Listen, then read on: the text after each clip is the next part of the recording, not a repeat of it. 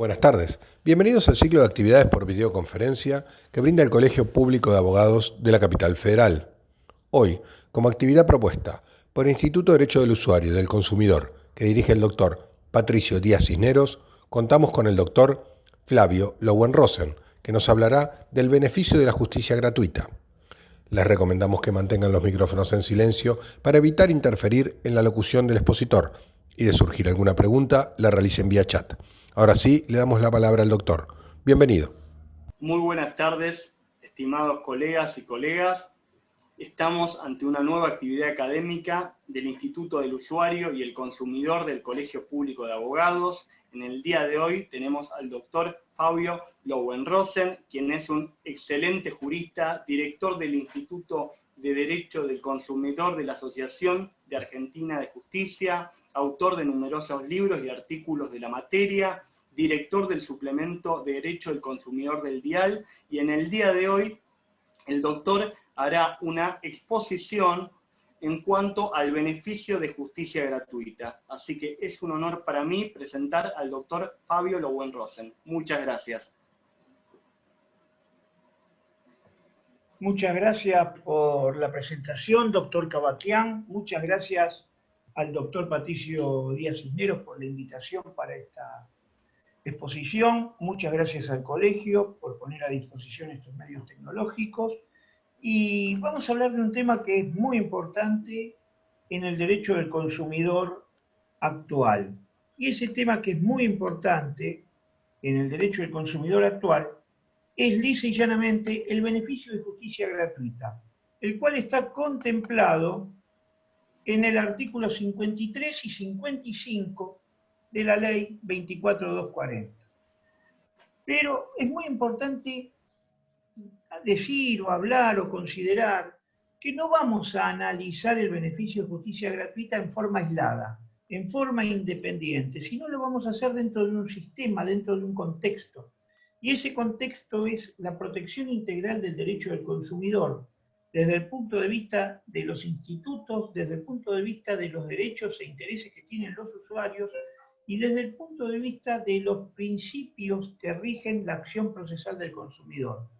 Significa esto que el beneficio de justicia gratuita contempla o integra un conjunto de institutos y elementos tutores de los derechos de los consumidores.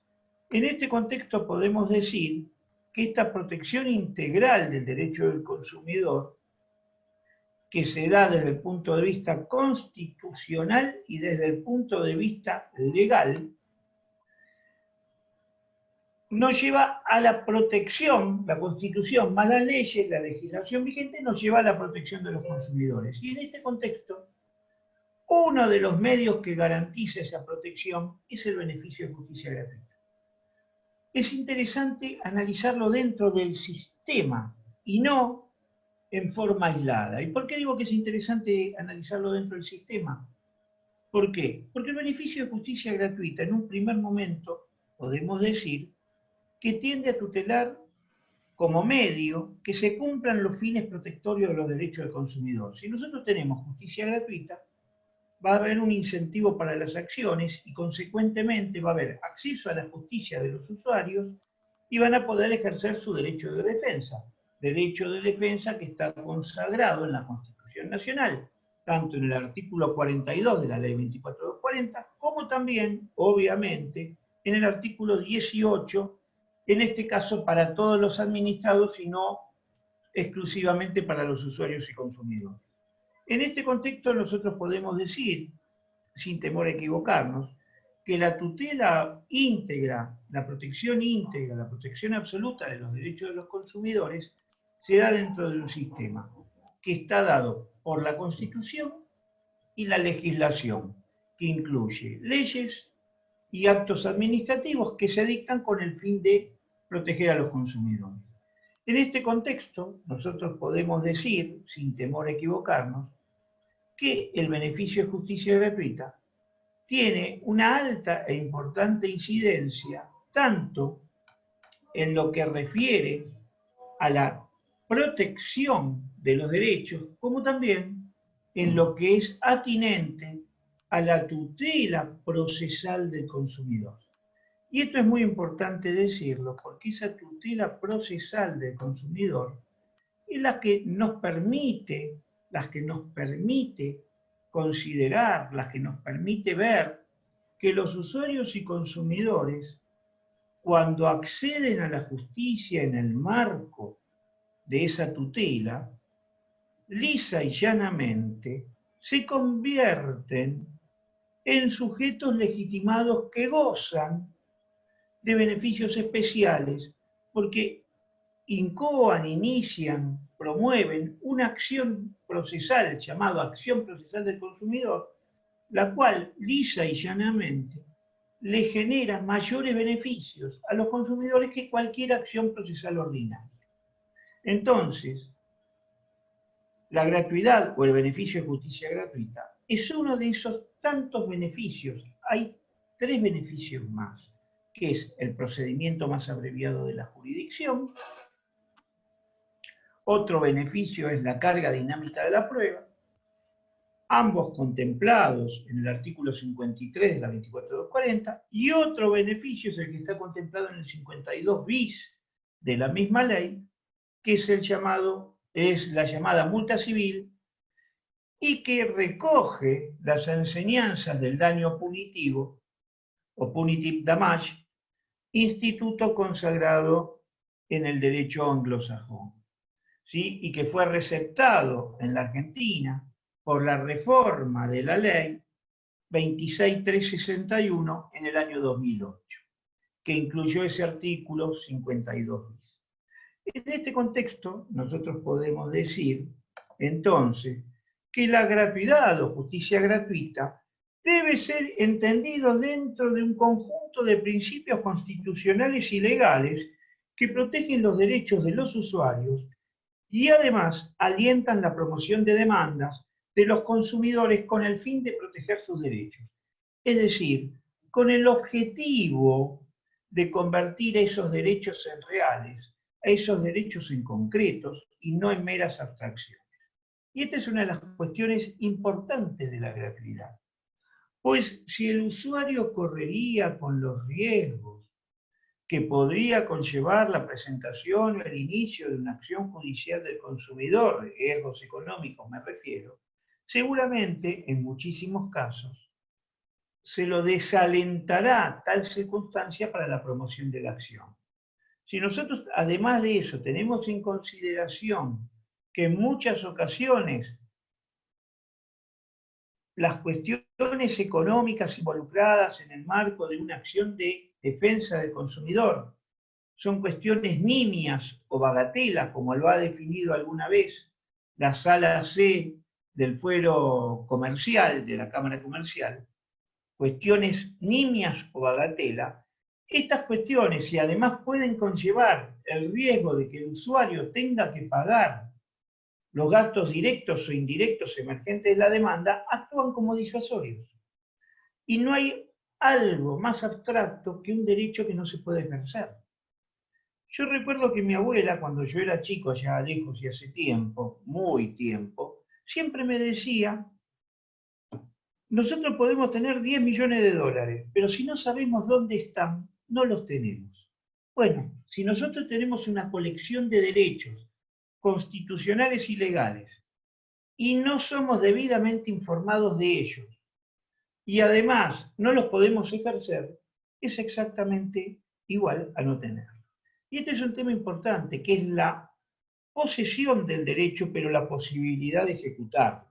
Si yo al derecho lo puedo ejecutar, lógicamente que ese derecho se transforma en algo real, en algo concreto, en algo que el usuario va a poder ejercer en la medida que lo necesite, en la oportunidad que lo requiera.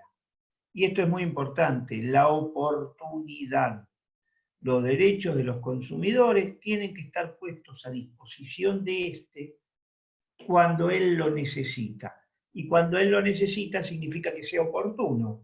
Y me voy a escapar un minutito de la justicia gratuita para traer el artículo 46 de la Constitución de la Ciudad de Buenos Aires, que habla que la información debe ser oportuna. Y esto es fundamental en el derecho del consumidor, la oportunidad. La oportunidad es la puesta a disposición cuando se requiere.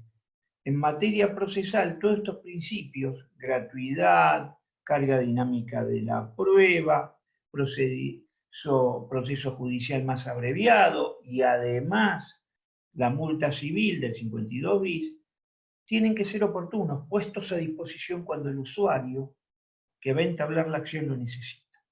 Y esto creo que es esencial, porque esa cuestión de la oportunidad es la que permite que el consumidor pueda hacer valer sus derechos en forma constante y continua, sin cortapisas que impidan o limiten o restrinjan la ejecución real de esos derechos. Y yo hago mucho hincapié en el derecho del consumidor como un sistema, porque la suma de derechos, la suma de intereses, la suma de principios y la suma de institutos es lo que nos va a llevar a nosotros a un resultado concreto, la efectiva protección del derecho de los consumidores.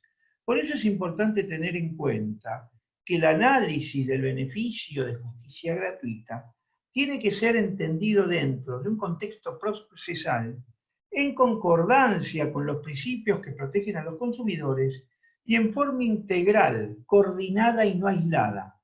¿Por qué? Porque solo de este modo la justicia gratuita va a ser entendida desde el punto de vista jurídico con la finalidad que le ha querido dar el legislador, que muchas veces no es entendida por los jueces y la limitan a la mera exención del pago de la tasa de justicia. ¿Por qué? Porque lo analizan en forma aislada y quizás hasta en forma comparativa con otras materias del derecho, por ejemplo, con el derecho laboral, cuando dicen que no está instaurado en el Código de Trabajo que se trate las acciones laborales que gocen o tengan o se traten de unas acciones liberadas del pago de los gastos que emergen de la misma. Es decir, en las acciones laborales no está contemplado en el Código Laboral la liberación del pago de la tasa de justicia, perdón, no está contemplado la liberación del pago de los gastos directos e indirectos emergentes de la acción. Pero quieren llevarnos esa tesis, esa teoría, a la materia del derecho del consumidor. Y ahí vemos que se está realizando un análisis no sistémico. Porque si nosotros lo analizamos sistemáticamente, en forma sistémica, en forma organizada, vamos a ver que el derecho del consumidor en su carácter de materia jurídica, autónoma y diferente de otros institutos y otras materias jurídicas, tiene sus propios principios. Y uno de esos principios es el derecho de defensa, el derecho a acceder a la justicia en forma irrestricta, en forma permanente, en forma continua y sin gastos que impidan un acceso directo. Tal cual lo dijo la Corte en el caso Nación Servicios, cuando hizo un muy profundo análisis, la Corte Suprema, sobre los alcances que tiene el beneficio de justicia gratuita.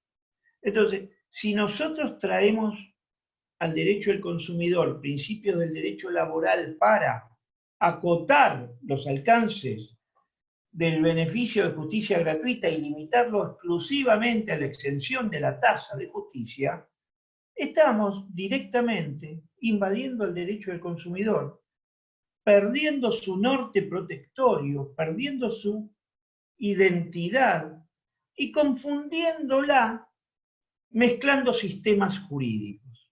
Por eso entiendo que a la justicia gratuita hay que estudiarla dentro de la integridad. Y si nosotros la estudiamos dentro de la integridad de los derechos que tienen los usuarios y consumidores, vamos a ver lisa y concretamente que esa protección de la justicia gratuita es amplia, lo que significa la exención de cualquier gasto directo e indirecto emergente de la acción. ¿Y por qué digo esto? Porque tanto la Constitución como las leyes que protegen a los consumidores consagran el derecho de estos a ejercer en forma continua, permanente y sin restricción la defensa de sus derechos. Además, el constituyente contempla que las autoridades públicas deben arbitrar los mecanismos correspondientes para la protección de los derechos de los consumidores. Y uno de esos mecanismos, ¿cuál es? La posibilidad de acceder a la justicia en forma directa y sin gastos que impidan el ejercicio de esos derechos. Ya bien lo dice la Corte, en el caso que mencioné hace un ratito, Nación Servicios, cuando con gran claridad destaca que los consumidores tienen el derecho constitucional de defensa y las autoridades públicas, conforme al artículo 42 de la Constitución Nacional, deben proveer y generar los mecanismos tendientes para la tutela concreta y efectiva de esos derechos constitucionales. Y la Corte, tal cual lo había dicho también la Cámara Contencioso Administrativo, dice que la autoridad judicial se encuentra dentro de esas autoridades que tienen que proveer la protección de los derechos de los consumidores. Entonces, como lo dijo la Cámara Contencioso Administrativo en el caso de Juxefian, y muchos años después lo dijo la Corte, la autoridad judicial debe proveer a la protección de los derechos del consumidor, por lo cual tiene que actuar en consecuencia. En razón de ello, tiene que hacer una interpretación de los artículos 53 y 55 de la Ley 24.240 dentro del espíritu protectorio de los derechos de los usuarios y consumidores, lo que significa que se va a extender esa protección y se va a extender el sentido y el concepto del beneficio de justicia gratuita a todos los gastos que puedan surgir de la acción y no limitarlo a la tasa, porque este es un gran problema cuando nosotros litigamos en esta materia del derecho del consumidor. Observamos, vemos que hay muchos juzgados de primera instancia y también muchas salas de las distintas cámaras que limitan el concepto de beneficio de justicia gratuita solamente a la exención del pago de la tasa de justicia.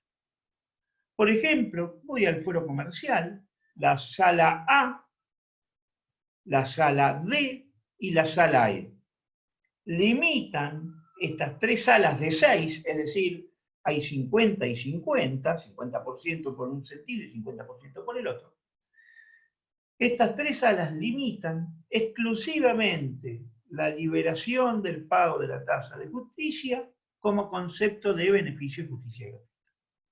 En cambio, las salas B, la sala C y la sala F, estoy hablando de la Cámara Nacional de Apelaciones en lo Comercial, tienen un criterio más ampliado y entienden, en consonancia con lo que entendió la Corte Suprema en distintos fallos, que el beneficio de justicia gratuita hay que extenderlo de modo tal para liberar al usuario de los gastos directos e indirectos que puedan emerger de la promoción de la acción. Es decir, el concepto es mucho más amplio que la mera liberación del pago de la tasa de justicia. Ahora, cuando vamos a desgranar el artículo 53, vamos a ver cómo la limitación del concepto justicia gratuita a la liberación del pago de la tasa colisiona hasta con el propio artículo 53.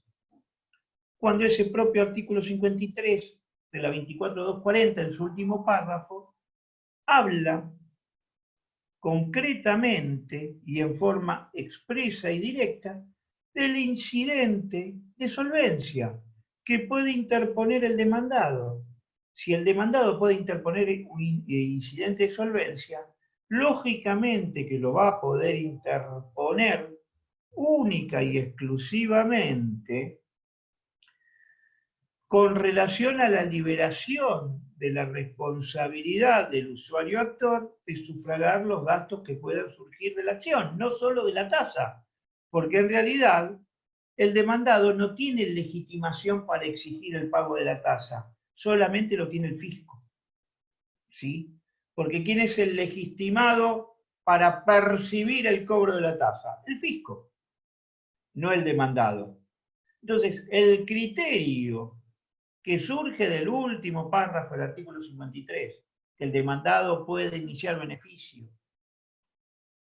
puede iniciar incidente de solvencia para evitar que el usuario pueda ejercer su beneficio de justicia gratuita, ese concepto nos lleva a entender que si el demandado puede iniciar esto, solo lo puede iniciar en la medida en que el usuario actor va a estar liberado del pago de cualquier gasto emergente de la acción, no solo de la tasa, porque vuelvo a reiterar, no tiene legitimación el demandado para plantear que el actor usuario deba pagar la tasa, porque el titular de las sumas correspondientes a la tasa de justicia es el fisco, no el demandado.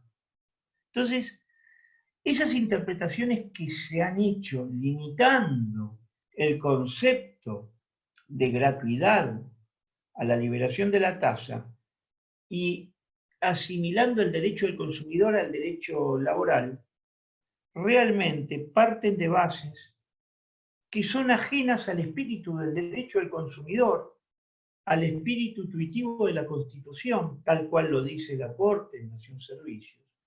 Y además de eso, parten de la base que se pueden mezclar institutos y se pueden mezclar materias y ramas jurídicas invadiendo una a las otras, perdiendo sus respectivas autonomías, lo que viene a contrariar el principio de autonomía por materia. Y fíjense que el derecho del consumidor tiene tanta autonomía como la tiene el derecho laboral, que el derecho laboral tiene fueros específicos y para el derecho del consumidor la ley 26.993 en su artículo 41 creó un fuero específico, fuero de las relaciones nacionales en derecho del consumo, ¿sí?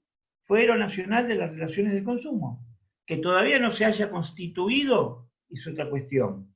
¿Sí? La ley es del año 2014, septiembre del 2014 la ley entró en vigencia. Pasaron 6 años y un par de meses y todavía el fuero no fue creado. Pero eso es otra cuestión. El propio legislador entendió que el derecho del consumidor es autónomo y tiene sus propios principios. Por eso creó ese fuero propio. Y si nosotros vamos a la lectura de esa ley 26.993, si mi memoria no falla, en el artículo 55 también se habla del beneficio de justicia gratuita. ¿Sí? Y es la ley que crea la justicia de relaciones de consumo. Quiere decir que el legislador entendió que la materia consumidor es una materia autónoma y diferente de otras ramas jurídicas. Razón por la cual vuelvo a hacer hincapié en esto, porque es el argumento principal que se utiliza en la justicia para limitar el derecho del consumidor en cuanto al concepto de beneficio de justicia gratuita, que es el de asimilarlo al derecho laboral. No, cada uno de esos derechos es autónomo e independiente. Y esto hay que tenerlo en cuenta, porque esto es un elemento esencial y básico. Si nosotros limitamos con base a otros institutos o a otras ramas jurídicas el alcance del beneficio de justicia gratuita, lo que estamos haciendo es mancillar el concepto protección extendida que recae a favor de los consumidores. Y esto es un tema muy importante. Por eso, yo sin perjuicio que creo que el derecho tiene lazos concomitantes que lo unen, cada rama del derecho tiene principios que son autónomos y que lo diferencian. Y uno de los principios del derecho del consumidor, que es autónomo y lo diferencia de las otras ramas, claramente es este, el de justicia gratuita, ¿sí? El de beneficio de justicia gratuita. Beneficio que tiene una finalidad, consolidar los derechos de los usuarios y consumidores. Entonces nosotros decimos que hay que abordar esto en forma integral. Y también decimos que la gratuidad garantiza el acceso a la justicia, el derecho de defensa y la protección integral del consumidor, lo que nos lleva a entender que la gratuidad es un medio que protege derechos fines. Todos sabemos que el derecho de defensa es un fin, es un derecho fin, que todos sabemos que el acceso a la justicia es un derecho fin. Todos sabemos que la protección integral del derecho a la vida, a la salud, a la seguridad, a la información, a la educación, a no ser objeto de trato indigno, de prácticas abusivas, de discriminación, a ser objeto de prestaciones en condiciones de competencia y calidad, son derechos constitucionales de los usuarios.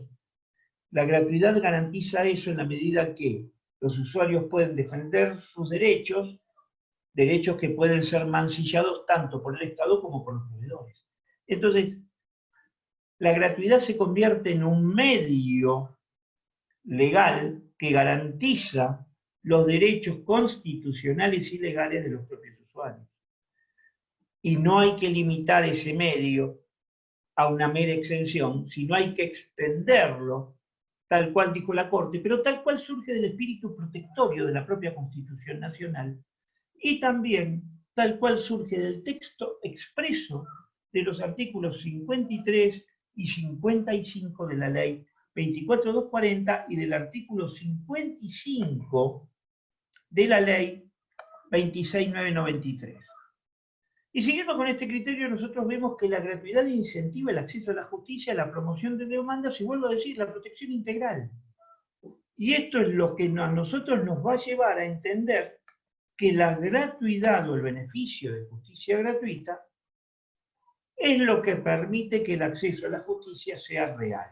Es lo que permite que los usuarios puedan, en este tipo de acción tan particular, donde son tan débiles y tan inexpertos, tan profanos frente al fuerte, al experto, al que tiene capacidad, que es el proveedor, nosotros vemos como este medio se convierte, este medio, me refiero a la justicia gratuita, en un aliciente para que se pueda iniciar la acción y proteger efectivamente los derechos de los consumidores. Entonces, en este contexto nosotros vamos a decir y destacar la importancia que tiene la justicia gratuita o el beneficio de justicia gratuita. El beneficio de justicia gratuita, entonces, resumiendo, es un medio para acceder a derechos constitucionales y legales y es un principio procesal de la acción del consumidor, tuitivo de este último. Es decir, la acción procesal del consumidor tiene ciertas características que mencioné hace un ratito. Esas características son carga dinámica de la prueba, proceso más abreviado, gratuidad y multa civil, y la justicia gratuita se convierte en un elemento tuitivo del consumidor. Entonces, en este contexto, nosotros podemos destacar que la protección integral del derecho del consumidor se va a dar cuando puede ejercer los derechos constitucionales y legales y además cuando pueda acceder a la justicia en el marco de la acción procesal del consumidor sin mayores cortapisas, sin mayores limitaciones, sin mayores restricciones. Y acá nosotros tenemos una cuestión que es muy importante. Para que proceda la acción procesal del consumidor, tiene que existir, tiene que haber un elemento condicionante, que haya una relación de consumo. Ese es el elemento condicionante para la procedencia de los principios de la acción procesal del consumidor y en realidad para la procedencia de este tipo de proceso especial consagrado por los artículos 52, 53 y 55 de la Ley 24.240. Y digo que tiene que haber un condicionante, y ese condicionante es que haya una relación de consumo. La relación de consumo es el ámbito en el cual proveedor y consumidor se relacionan o vinculan. Y es muy importante esto, porque cuando no hay relación de consumo, lamentablemente, si el consumidor encuadró mal la acción, perdón, si el administrado encuadró mal la acción y no es consumidor y la encuadró como acción del consumidor, no se le van a aplicar todos estos principios de la acción procesal del consumidor, ni tampoco va a tener todos los derechos que surgen del artículo 42 de la Constitución y de los artículos respectivos de la Ley 24240. ¿Por qué? Porque el 42 de la Constitución, la 24240 y otra normativa aplicable solo es para el caso de consumo. Y yo en este contexto recuerdo el caso Barisat, no sé si ustedes lo tienen en mente. En el caso Barisat, ya en un lejanísimo 2001, el actor compró empanadas. Se las llevaron a su casa, en el famoso delivery, y el actor no pidió la factura. En la Argentina todos sabemos que de 10 comercios barriales que uno va, en 9 y medio no le dan factura. Y en el medio no le dan factura, sino lamentablemente un ticket sin valor fiscal. En las verdulerías cuando le pesan en la máquina que dice ticket sin valor fiscal. Bueno, en este caso el actor demostró en la prueba que había consumido el producto porque la prueba de la empresa telefónica acreditó que él llamó por teléfono, también se acreditó el daño sufrido, fue una intoxicación, el daño sufrido por la intoxicación de las empanadas, también se acreditó que el municipio de San Martín, porque el hecho ocurrió en Villa Ballester, que es una localidad de San Martín, que el municipio de San Martín estableció, fijó las multas pertinentes al local por no cumplir con las normas de bromatología, pero bueno, la Cámara Nacional en lo Civil, con 2 votos contra 1, en una posición muy restrictiva, entendió que no se acreditó porque no se presentó la factura. Entonces, en ese caso, no se le aplicó al actor, ¿sí? No se acreditó la relación de consumo por no presentar la factura, entonces no se le acreditó al actor los beneficios que surgían del proceso especial de consumidor, entre ellos el de gratuidad, ¿sí? Entonces, estos son temas muy importantes cuando nosotros hablamos de gratuidad, porque si nosotros hacemos una acción y lamentablemente no podemos encuadrarla porque la justicia restringe el criterio para entender que estamos frente a una acción procesal del consumidor, porque la restringe en cuanto a que dice que no hubo relación de consumo porque no acompañamos la factura, bueno, ahí hay que pensarlo mucho para iniciar la acción. No habrá que pedir el beneficio en la medida que pueda ser otorgado en los términos del artículo 80 y concordantes del Código Procesal, ¿sí? En la medida que pueda ser otorgado. Porque para acceder al beneficio hay que acreditar ciertas cuestiones. Para acceder cuando hablo del beneficio de litigar sin gastos. Hay que acceder a ciertas cuestiones, tener ciertos requisitos. En cambio, para acceder al beneficio de justicia gratuita, artículo 53 de la 24240, solamente hay que ser consumidor. Salvo que me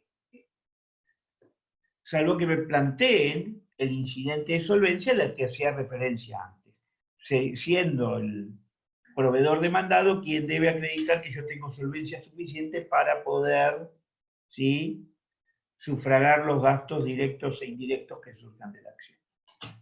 Pero esto es claro, es muy importante tenerlo en cuenta, porque hay una diferenciación que es básica.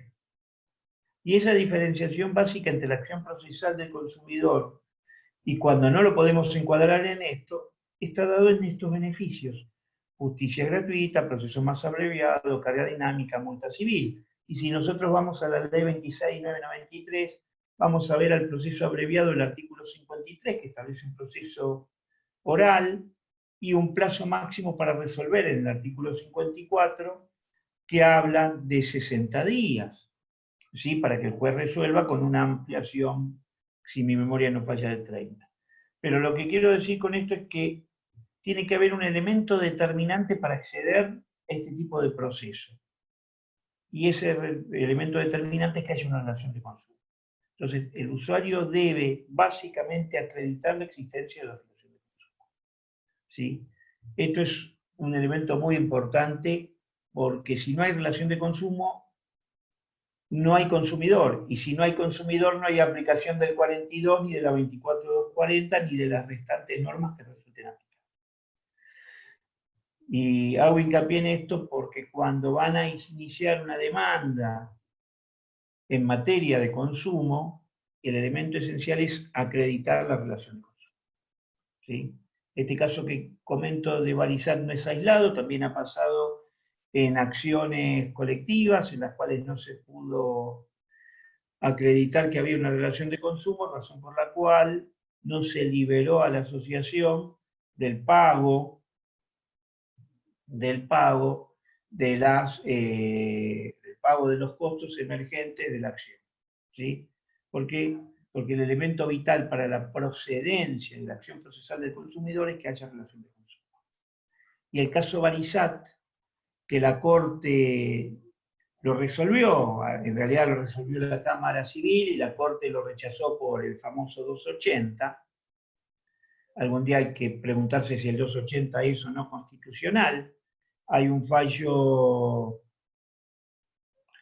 de la Corte Interamericana que es Mohamed, donde habla de la inconstitucionalidad del 280, ¿sí? Pero no es materia de esta charla. Pero si alguna vez lo quieren analizar, hay un fallo de la Corte Interamericana de Justicia que habla de la inconstitucionalidad del artículo 280 porque no garantiza el debido proceso objetivo en la medida que el usuario no tiene, en la medida que el administrado no tiene una resolución fundada del por qué la Corte le rechaza su pretensión, en esas 4 líneas que utiliza para rechazar. Bueno, quedando claro que tiene que haber una relación de consumo para que se puedan aplicar los principios de la acción procesal del consumidor, vamos a decir que esos principios tienen finalidades concretas: la gratuidad de eliminación de gastos, acceso a la justicia; la celeridad, proceso más abreviado, protección oportuna; la multa civil, como sanción disuasiva, cumple con la finalidad hacia futuro, no para el caso, pero hacia futuro, que tiene el derecho del consumidor, que es básicamente preventivo. El derecho del consumidor es básicamente preventivo, por eso hay una gran ligazón entre el derecho del consumidor y la acción preventiva del Código Civil y Comercial del artículo 1711, ¿sí? ¿Por qué? Porque el derecho del consumidor tiene una finalidad: prevenir que se violenten los derechos de los consumidores. Y si nosotros leemos el encabezado del artículo 52 de la ley 24.240, dice: cuando los derechos de los usuarios y consumidores, ¿sí? No se refiere a que los derechos han sido ya dañados, sino se refiere también a que pueden ser dañados en el futuro. Entonces tiene una finalidad preventiva: evitar el daño a través de una acción judicial que impida que ese daño se pueda cumplir o llevar a cabo o ejecutar. Y esto viene a dejar de lado la vieja teoría del caso, que tiene que haber un caso concreto, un daño concreto para la procedencia de las acciones. En realidad, el derecho del consumidor, con su fundamento preventivo, muere si nosotros dejamos que haya un caso concreto que lesionó al consumidor. ¿Se comprende? ¿Por qué? Porque la idea del derecho del consumidor es prevenir.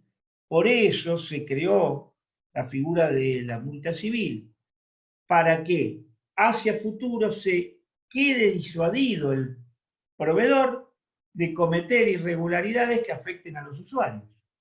Esa es la finalidad básica del artículo 52 bis, sin perjuicio de muchas discusiones teóricas que pueda haber, que tratan en la mayoría de los casos, de reducir la extensión que tiene esta figura protectoria de los derechos de los consumidores.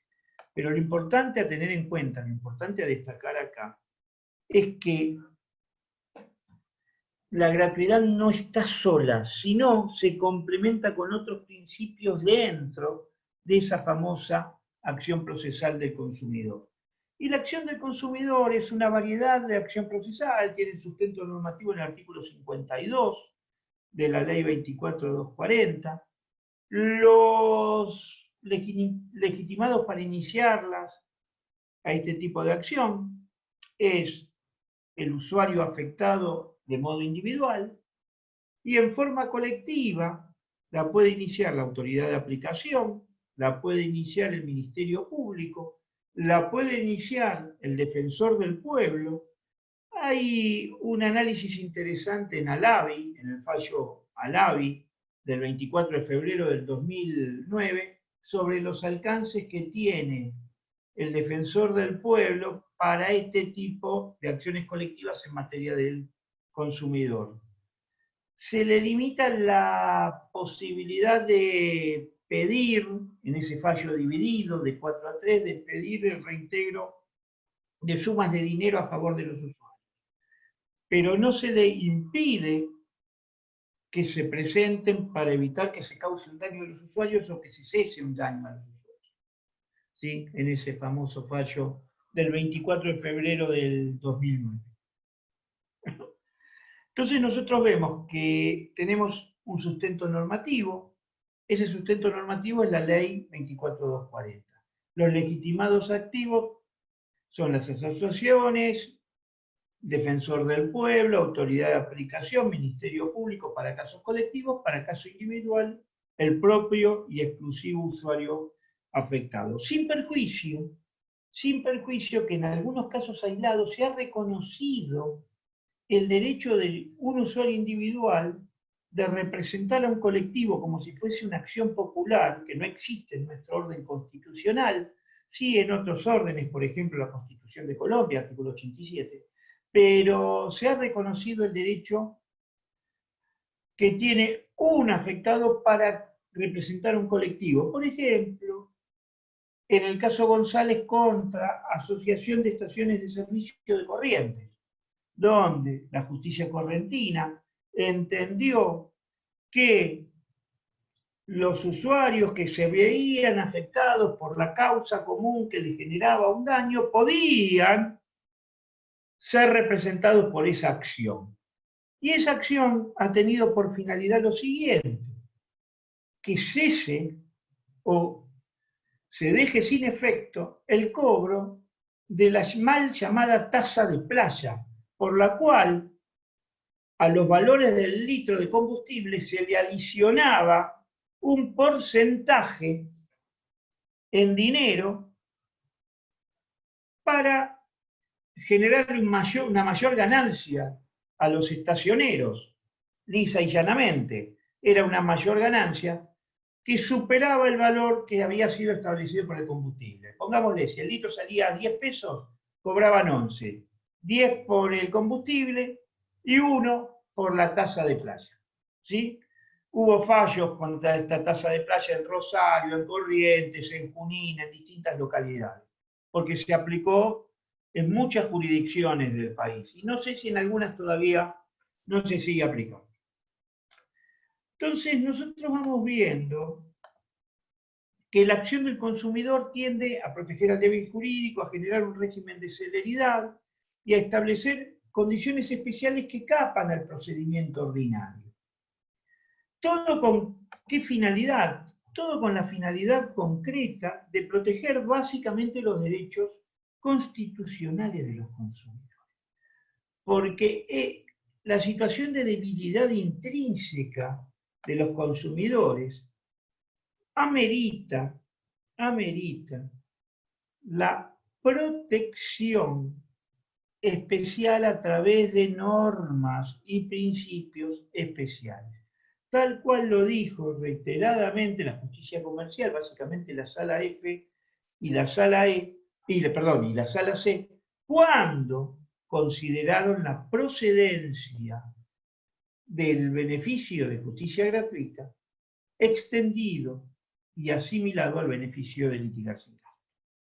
¿Sí? Y no solo en esos casos, sino también en otros casos, a dónde van los remanentes en las acciones colectivas, etc. ¿Por qué? Porque siempre debe entenderse el principio más extenso protectorio, por el principio de progresividad de los derechos, no de regresividad. Si nosotros limitamos la acción del consumidor en materia de beneficio de justicia gratuita solamente a la exención de la tasa, tendremos regresividad de derechos, no progresividad. Y el derecho del consumidor es progresivo, no regresivo. Es más, esa limitante del derecho debería,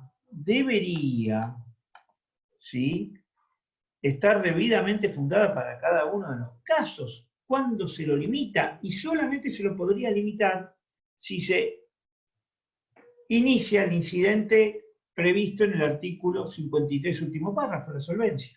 Si no, no se puede limitar ese derecho.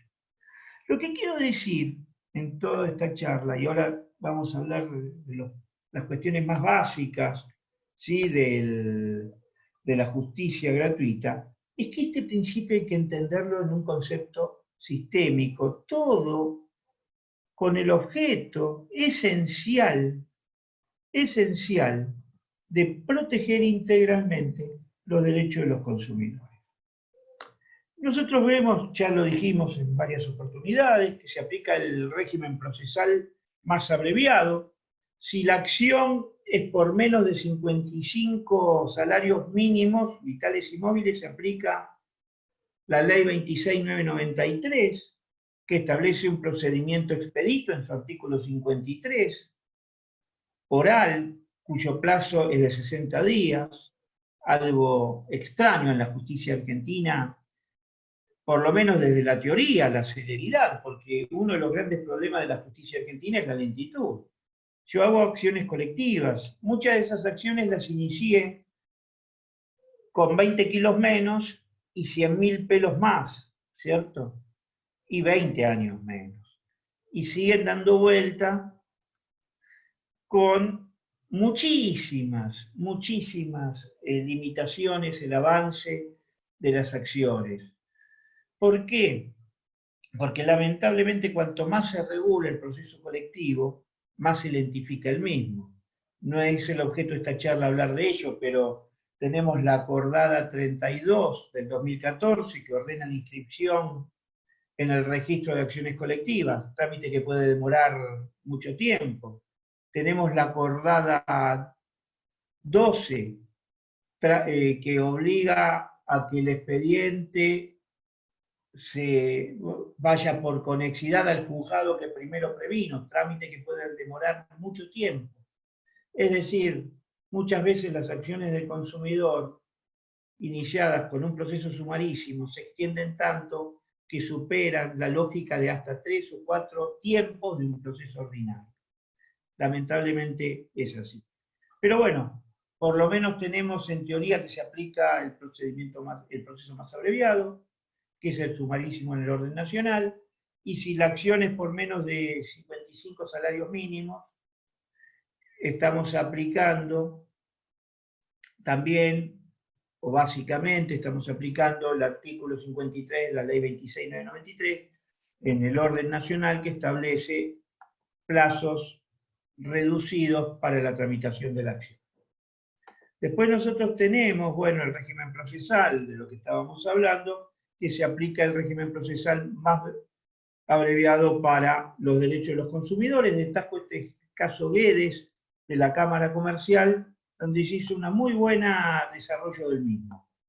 Después tenemos otros los principios, que es la carga dinámica de la prueba, el artículo 53 de la Ley de Defensa del Consumidor, de la 24.240. Quien está en mejor condición debe acompañar la prueba, obviamente está en mejor condición el proveedor, porque es el que tiene superioridad operativa, técnica, cognitiva y económica. Y en este contexto nosotros vamos a decir que la carga dinámica también coadyuva al inicio de las acciones judiciales de protección de los consumidores, en la medida que obliga al proveedor a acompañar al juicio los elementos necesarios para la resolución de la controversia, cosa que de no ser así podría limitar el acceso a la justicia por parte del usuario en la medida que el usuario no tenga o no tiene, ¿sí? No tenga o no tiene los elementos, documentos que garantizan la existencia de la relación de consumo y que garantizan cuáles son sus derechos y cuáles son sus obligaciones. Y hay un viejo fallo del año 91 en Córdoba, antes de la Ley de Defensa del Consumidor, Jiménez Villada contra Telecom, en la cual se había sostenido que la empresa prestadora del servicio de suministro telefónico, como cuenta ella con el acceso exclusivo al contador, debe garantizarle al usuario la información debida o debe acompañar en juicio, cuando éste se haya iniciado, los elementos que acrediten las obligaciones que le han sido imputadas al usuario. ¿Por qué? Porque el usuario no cuenta con esos elementos. Esto es muy importante, porque esto también hace al acceso a la justicia. Y ahora vamos así ya a meternos, ya para ir complementando el final, la parte más técnica. El beneficio de justicia gratuita está previsto en el último párrafo del artículo 53 de la Ley 24240. Las actuaciones judiciales que se inicien de conformidad con la presente ley en razón de un derecho o interés individual gozarán del beneficio de justicia gratuita. La parte demandada podrá acreditar la solvencia del consumidor, en cuyo caso cesará el beneficio. Es muy claro esto. Para las acciones individuales es clarísimo. Si el demandado no inicia el incidente de solvencia y no acredita que el usuario es solvente, se aplica en forma directa el beneficio que exime al usuario de todo gasto directo e indirecto emergente de la demanda, emergente de la acción. ¿Sí? Después tenemos el artículo 55, que es muy importante para las acciones colectivas, es decir, para las acciones que son iniciadas por las asociaciones de defensa de los consumidores. Y estas acciones iniciadas en el marco del ejercicio del derecho colectivo cuentan con el beneficio de justicia gratuita. Acá no hay limitante a la solvencia de la asociación. Y esto tiene una razón, porque estas asociaciones son, por lo menos en teoría, ONGs que no tienen fin de lucro, razón por la cual actúan por la manda constitucional de los artículos 42 y 43 que le permiten iniciar acciones tendientes a proteger a los consumidores, cualquiera sea el proceso de esa acción. Puede ser un amparo, puede ser una cautelar autónoma, puede ser una acción procesal del consumidor. El beneficio de justicia gratuita también se extiende a cuando es un amparo o a una cautelar autónoma. ¿Sí? ¿Por qué? Porque hay una relación de consumo. Y también se extienden los otros principios que hablamos de la acción procesal del consumidor. Y acá vamos a ver diferencias entre el 53 y el 55. El 53 es para casos individuales, el 55 es para casos colectivos. El 53 procede para el actor individual, procede para la asociación actora, el 55, que actúa en ejercicio de legitimatio colectiva.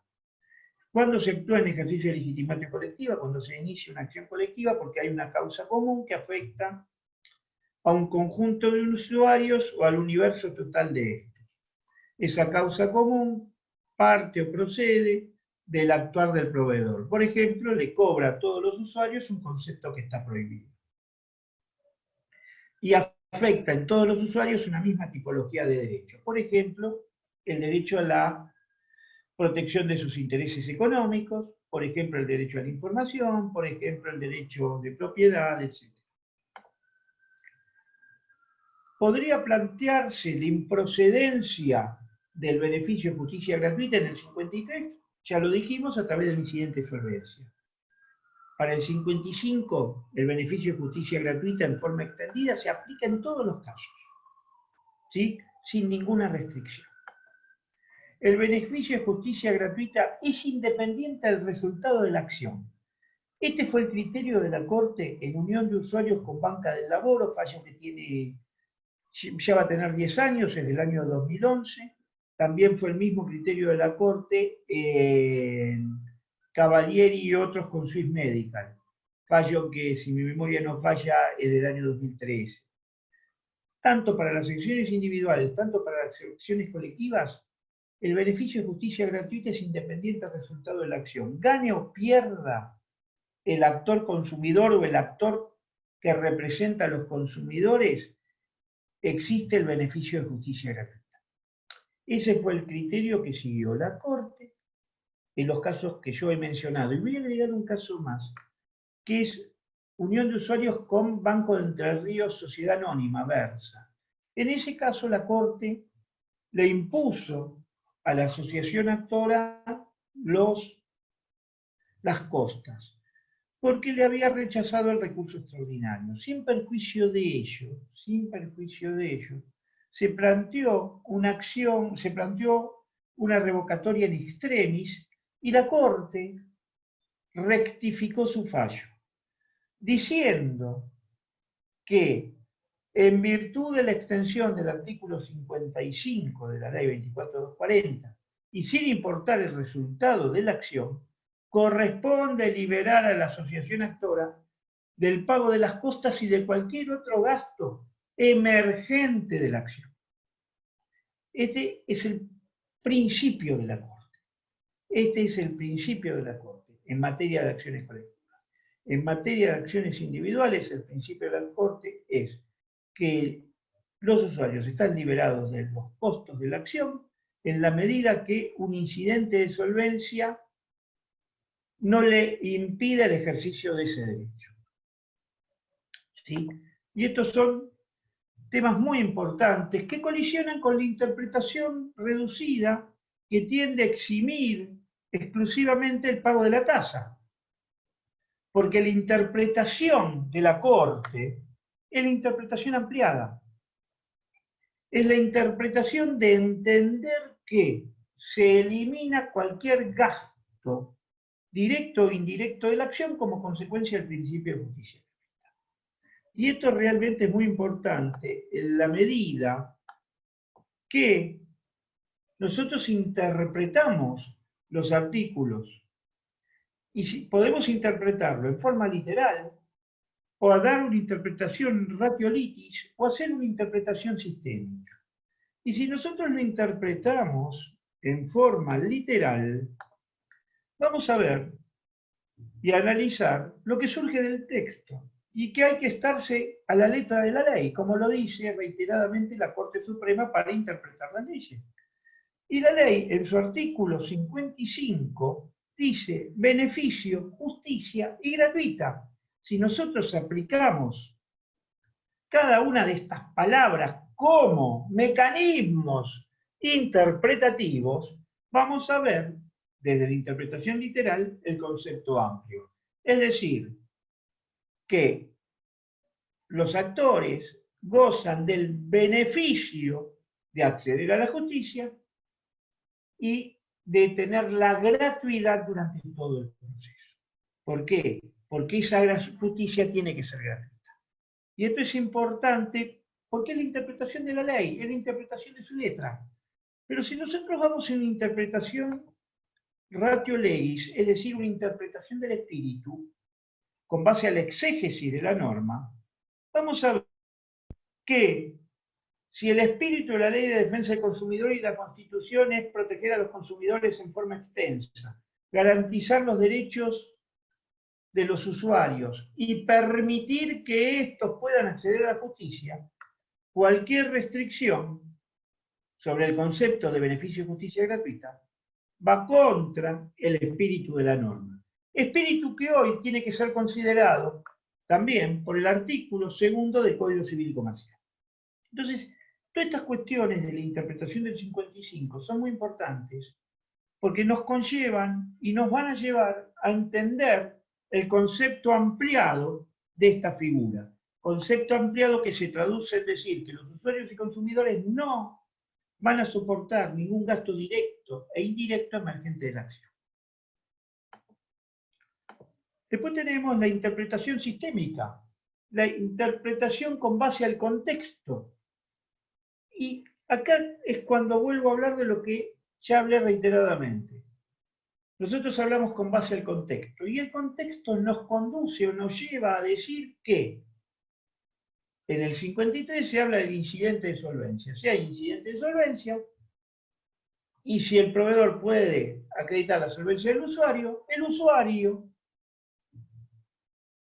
debería soportar los gastos. Pero si no existe ese incidente o si no pudo acreditar la solvencia, el usuario no debe soportar los gastos. Entonces, vemos cómo hay que hacer distintos tipos de análisis para ver el alcance que tiene la figura y la importancia que tiene la figura de justicia gratuita. Y para ir terminando, los fallos más importantes de la Corte en la materia son Unión de Usuarios con Banca Nacional del Laboro, Cavalieri con Swiss Medical, Unión de Usuarios con Banco de Entre Ríos, Sociedad Anónima, y el caso Nación Servicios. La Corte entre el año 2011 y 2016 se manifestó en estos casos en forma coherente, en forma, diríamos, organizada, y fue en cada uno de los fallos tratando en forma más amplia la protección constitucional de los usuarios y cómo ella se garantiza, entre otros elementos, por la justicia gratuita de la que gozan los usuarios y consumidores.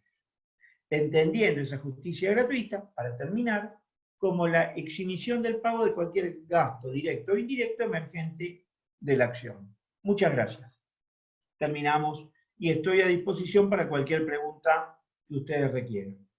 Hay una pregunta que dice lo siguiente: juzgado civil rechaza la justicia gratuita, niega la apelación, la Cámara rechaza el recurso, queja a la Corte. ¿Qué pasa con esta negación de derechos de la Cámara Civil? Lamentablemente, muchos juzgados de primera instancia y muchas salas de las distintas cámaras están restringiendo el concepto de justicia gratuita a, básica y literalmente, el criterio de eximir al usuario del pago de la tasa de justicia, contraviniendo el espíritu y la letra de la norma 53 y 55, según corresponda a acción individual o colectiva de la ley 24240, y contraviniendo las decisiones de la Corte, en unión de usuarios y consumidores con Banca del Laboro, Cavalieri con Swiss Medical, unión de usuarios y consumidores con Versa, Banco Entre Ríos, Sociedad Anónima, consumidores financieros con Nación Servicios. En todos estos casos, la Corte, con muy buen tino, dio el criterio extendido del concepto. Lamentablemente en nuestro país, los tribunales inferiores no se avienen en todos los casos a someterse al principio de stare decisis, es decir, a someterse a lo que decide la instancia judicial superior, razón por la cual, en alarde de, entre comillas, independencia, prescinden total y absolutamente de esas decisiones de la Corte, al punto tal de contrariarlas, lo que viene a generar una situación de inseguridad jurídica muy grande que recae en este caso sobre los consumidores y usuarios. ¿Por qué digo inseguridad jurídica? Porque no hay unicidad de criterios sobre cuestiones que han sido resueltas y decididas por la Corte Suprema en forma reiterada en todos estos fallos que yo he mencionado. Tengo entendido, si es que tengo bien entendido, que ahí está en trámite en el fuero comercial un plenario para resolver cuál va a ser la posición del fuero, dado que hay 3 salas que siguen el criterio ampliado y 3 que siguen el criterio restringido. El fuero civil y comercial también tiene en algunas salas el criterio restringido, el fuero civil, como comentó el colega, también tiene en muchas de sus salas el criterio restringido. Hay que intentar de llegar por queja a la Corte, es muy probable que la Corte lo rechace por el 280, lo que pueden tener como antecedente en el caso de la Corte es el antecedente Unión de Usuarios y Consumidores Conversa, en el cual la Corte había decidido imponer las costas a la asociación vencida y frente a un recurso de revocatoria in extremis presentado, la Corte cambió, modificó su posición con base al derecho que tienen las asociaciones de defensa de los consumidores, iniciar acciones colectivas sin que esto impacte en su patrimonio como consecuencia del principio de beneficio justicia gratuita, principio que entendió la Corte que es de aplicación conforme a las enseñanzas constitucionales que garantizan sin ninguna restricción y sin ningún costo el acceso de los usuarios a sede judicial. Hay una pregunta que dice, ¿cuál es el fallo que hago mención de la Corte? Los 4 fallos que he mencionado recientemente, los fallos son Unión de Usuarios con Banca del Laboro, Unión de Usuarios con Banco Entre Ríos Sociedad Anónima, Cavalieri contra Swiss Medical y el caso de Proconsumer con Nación Servicios. Acá arriba veo otra pregunta. En un expediente donde se demandó a varios de la cadena consumeril y se rechaza la demanda contra uno de los codemandados con costas. ¿Cómo funciona el beneficio de gratuidad? Yo supongo que cuando me habla del beneficio de gratuidad no me habla del beneficio de litigar sin gastos, sino del beneficio del artículo 53.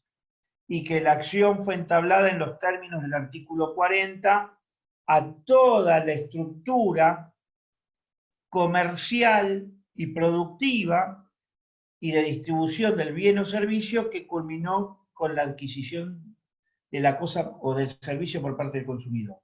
Bueno, en ese caso, si se rechaza la demanda contra uno de los codemandados, debería aplicarse el principio del artículo 53. Último párrafo, salvo que en el momento oportuno, hubiese planteado ese demandado en particular el incidente de solvencia. Igualmente hay que tener en cuenta una cuestión, y yo adhiero a este criterio que lo había seguido en su momento la doctora Argibay en el fallo Unión de Usuarios contra Banca del Laboro.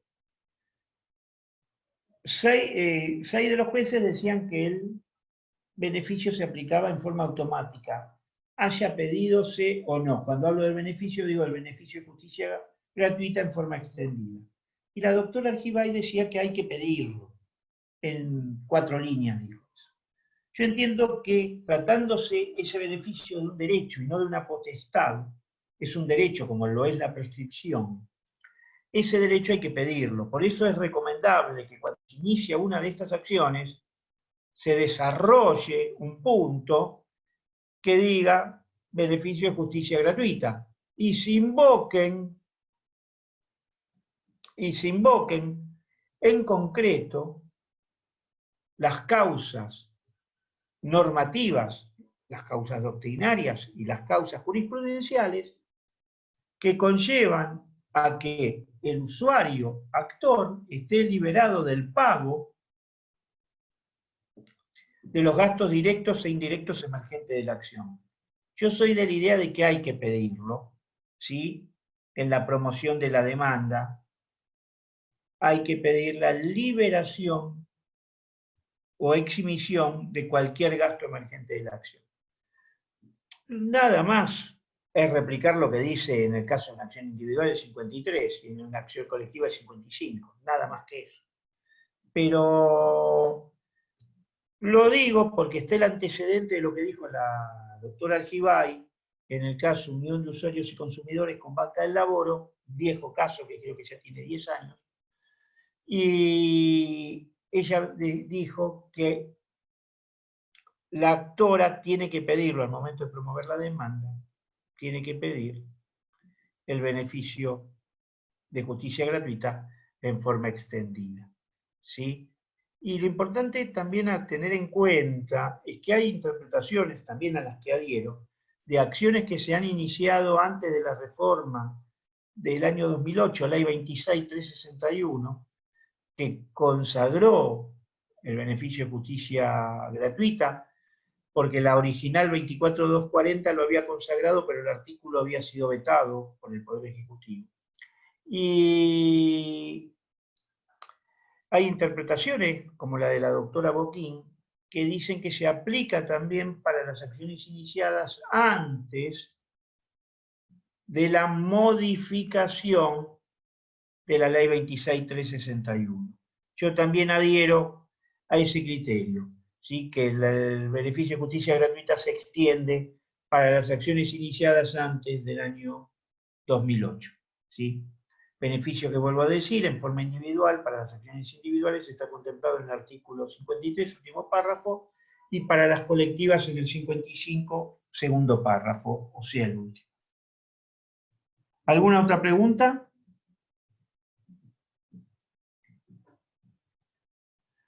Doctor Díaz Cisneros, ¿algún comentario? Bueno, hola a todos. Bueno, Flavio, buenísima la conferencia, muchísimas gracias. Es un tema muy importante que todavía se desconoce bastante, que está el beneficio de justicia gratuita, a pesar de que está hace bastante tiempo. Muy bueno lo que dijiste también de la inseguridad jurídica que hay cuando no se siguen los criterios de la Corte, como lo dice esa vieja sentencia de Cerámica de San Lorenzo, que la sentencia de instancias inferiores a la Corte, si se quieren apartar de esos precedentes, tienen que encontrar nuevas circunstancias y fundarlo, pero no ignorar directamente y si no son arbitrarias, como dice la sentencia de la Corte de Cerámica de San Lorenzo y otros fallos concordantes, pero como bien decís, lamentablemente hay inseguridad jurídica todavía sobre esto. La verdad que... Está la inseguridad jurídica, que todo depende de la suerte del juzgado o de la sala que te toque, en suerte, ¿cierto? Y si nosotros vamos al fuero civil, vas a tener más salas que te van a reducir el criterio de justicia gratuita que te la van a ampliar. Y en el fuero comercial estás en un 3-3, ¿sí? Y en el civil y comercial federal, si yo no me equivoco, es 2 por el no, 1 por el sí, salvo que haya cambiado ahora en este último tiempo. Lo que quiero decir con todo esto es que se da una situación de una gran inseguridad jurídica y un gran apartamiento a los precedentes jurisprudenciales pacíficos de la Corte y a la letra de la ley y al espíritu de la ley, porque el espíritu es que los usuarios puedan, en su carácter de débiles jurídicos, acceder a la justicia sin ninguna carga que pueda limitar tal circunstancia, tal acceso. Sí, la verdad que totalmente de acuerdo. Un tema, la verdad un gusto compartir esta charla con vos, Flavio, con todo lo que sabés del tema, que lo has estudiado específicamente mucho este tema, y has desarrollado artículos sobre este tema, revisando la jurisprudencia, así que muy agradecido de aprender de todo lo que nos estás contando, que es muy interesante. A mí me parece también interesante a ver que es un concepto que desarrollaron muchos de los Estados Unidos, que ellos lo tienen claro, que es costas de una dirección. Paga la parte demandada, las costas y listo. O sea, esto es la forma de dejarlo más claro. Ellos lo ven como, ellos dicen así, al fuerte jurídico puede pagarse y conseguirse los mejores abogados. En cambio, el débil jurídico le cuesta mucho. Entonces, la igualdad de la ley, ante la ley desconoce que hay desigualdades estructurales de hecho. Entonces nosotros ponemos costas de una dirección y con eso tratamos de mitigar esas diferencias de fuerzas y pagar las costas a la parte demandada, salvo que la demanda sea rechazada en todos sus términos, en caso de que no hay en caso en el cual no hay costas. Creo que por ahí puede estar un poco relacionada a la naturaleza jurídica del beneficio de justicia gratuita. No sé qué opinás. Sí, yo creo que sí. Yo creo que la única forma de garantizar el derecho del usuario, que además muchas veces tiene una representatividad de menor expertise, porque los abogados que trabajan para los proveedores son abogados especializados básicamente en el tema de consumo y en el tema de esas relaciones de consumo. Porque si vos sos abogado de un banco, litigás todos los días de tu vida con base a las comunicaciones del Banco Central, ¿cierto? Si vos sos abogado de una empresa de servicios públicos, litigás todos los días de tu vida con base a la norma que creó ese servicio público, que transfirió ese servicio público, etc. Entonces tienen un expertise muy importante. Entonces, y en el marco de ese expertise muy importante, a la ya tradicional superioridad se le agrega esto. Entonces es lógico entender lo que vos decís, de que ese fuerte jurídico deba asumir los gastos, siempre y cuando, y acá voy a poner una salvedad, no se pruebe la malicia en el marco de la acción iniciada por el consumidor, ¿cierto? Que está contemplada en la Ley de Defensa del Consumidor en el artículo 48, cuando habla de malicia del consumidor en los reclamos administrativos en sede administrativa, ¿sí? Cuando digo 48, es 48 de la Ley 24240. Entonces, si no hay esa malicia, que además hay que probarla, que es muy difícil de probarla, obviamente que tienen que ponerse las costas en el sentido del fuerte jurídico, y ese fuerte es el que tiene la especialidad en la representación judicial y además la especialidad en el marco de la relación de consumo. ¿Sí? Porque vamos a ser realistas, las relaciones de consumo cada día son más complicadas, cada día son más complejas. Leer un contrato hoy bancario implica para el usuario que lo va a firmar y le ponen la silla y se lo hacen firmar en 14 minutos, en 2 minutos, en 1 minuto, de imposibilidad absoluta de entenderlo. Para un profesional que trabaja en muchísimos temas distintos, le insume mucho tiempo porque no es su especialidad. Es la especialidad de los abogados de las entidades bancarias. ¿Se comprende lo que digo? Entonces, obviamente que se maximiza en todo el proceso, sea proceso de adquisición, proceso de ejecución de la relación de consumo, proceso de reclamo administrativo y proceso de reclamo judicial, se maximiza la debilidad del usuario. Y ya Sí, vamos a ir totalmente de acuerdo. terminando porque había dicho la coordinación del colegio, 15 minutos, nos pasamos 6. Perfecto. Bueno, Les muchísimas agradezco gracias a todos, muchísimas gracias Flavio. y el interés por la charla, y ya va a haber oportunidad de hacer otra y tratar otro tema novedoso e interesante en la materia. Bueno, saludos a todos, muchísimas gracias por estar acá y muchísimas gracias especialmente a Flavio por la gran conferencia que nos dio.